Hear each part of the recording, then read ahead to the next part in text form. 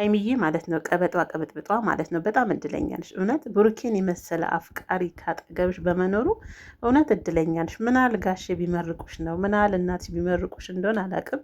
እንደ ብሩኬ ያለ ታጋሽ፣ አንደበተ ጣፋጭ፣ እርግጥ ያለ በቃ የለም ለሁሉ ነገር መልሶቹ የሆነ ፈጥኖ ምናምን እርምጃ መውሰድ የማይችል ትዕግስተኛ፣ ነገሮችን በቃ በትክክል መመለስ የሚችል ልጅ እውነት ይገርመኛል። በቃ ማለት ስነ ምግባሩ የብሩኬ ይገርማልና እንደዚህ አይነት አፍቃሪ የተሰጠሽ ከላይ ነው። ጋሽዬና ማዘር ምናል ቢመርቁሽ ነው እያልኩ ነው። እና ዛሬ እንግዲህ ብድሩን የማይመልስ ልጅ አይወለድ ይባላል።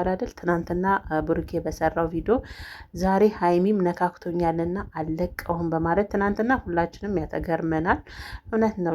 የሴት ልጅ ክብር ቀላል ነገር አይደለም። እና በዛ ቪዲዮ እንግዲህ ዛሬ ሀይሚም ያው ከቢኒ ጋር ቢኒ ይመስለኛል ልጁን በደንብ አላውቀውም፣ ሹፌራቸው መሰለኝ ለጊዜው ከእሱ ጋር አንድ ቪዲዮ ሰርተው ነበር። እሱም ልጁ ወድጃታለሁ ሀይሚን፣ በዛውም ደግሞ ከአንተ ጋር አብራ ወደ ኢትዮጵያ አትመለስም፣ እዚሁም ማስታወቂያ ተገኝቶላታል የሚሉ ነገራቶች ነበሩና ሀይሚ ደግሞ ብሩኬ እንደማትፈልገው ነገር ነበር ስትሆን የነበረውና አፍቅሬያታለሁ በሚል ነበርና ሀይሚ እኔ ኬት ሀሳቡን ራሱ እንደምታመጣ ይገርመኛል። እና ብሩኬ ግን ሀይሚን ባትነካካት ነው በእውነት የሚሻለው። ምክንያቱም ልጅቷ የምትቻል አይደለችም።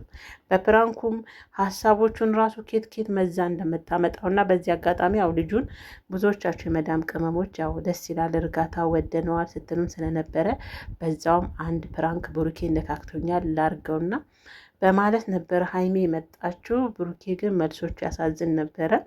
እርግጥ ያለ ትዕግስተኛ ልጅ ነው ብሩኬ። እውነት እኔ እኮ ወንድ ልጅ ነኝ አንቺን አፍቅር ያለው ብለው በመጡ ሁሉ የእኔ ህይወት መበላሸት አለበት እንዴ? ከኔ ጋር የመጣሽው ወጣም ወረደም ከኔ ጋ ነው ወደ ኢትዮጵያ የምትመለሽው፣ ኃላፊነት ተሰጥቶኛል በማለት ነበረ እና የሚገርም ነው እውነት ብሩኬ ንግግሮቹን ይገርመኛል። በቃ ትዕግስቱ በዚህ ልክና በሀይሚ ደግሞ ምናል እንደማይደራደርና ሀይሚን ጥግ ድረስ በዛው ምናል እንደሚወዳት ምናል እንደሚያፈቅራት ነው የተረዳት። የዛሬ ቪዲዮ ሁኔታው የሆነ ፊቱን የሚታየው ነገር በሰበቡም ሀይሚ እየደጋገምሽ የብሩኬን የልብ ትርታ ታዳምጫለሽ። ምናል እንደሚወድሽ በጣም ነው የሚወድሽ ብሩኬ። በነገራችን ላይ ትዕግስተኛና ለሁሉም ነገር ጊዜ ያለው ጊዜውን የሚጠብቅና የሴት ልጅ ክብር በጣም ጠንቅቆ የሚያድሽ ነው እውነት። ምክንያቱም ደግሞ አስተዳደጉ ነው በቃ ጨዋ ቤተሰብ ያሳደገው ልጅ የሴት ልጅንም ክብር ይጠብቃል፣ ሴት ልጅንም አያስከፋም፣ ግፍም አይሰራም። እና ብሩኬ እንደዚ አይነት ልጅ ይመስለኛል ብቻ አይደለም ነው እንጂ በተግባርም ከሆነ ከካሜራ ጀርባ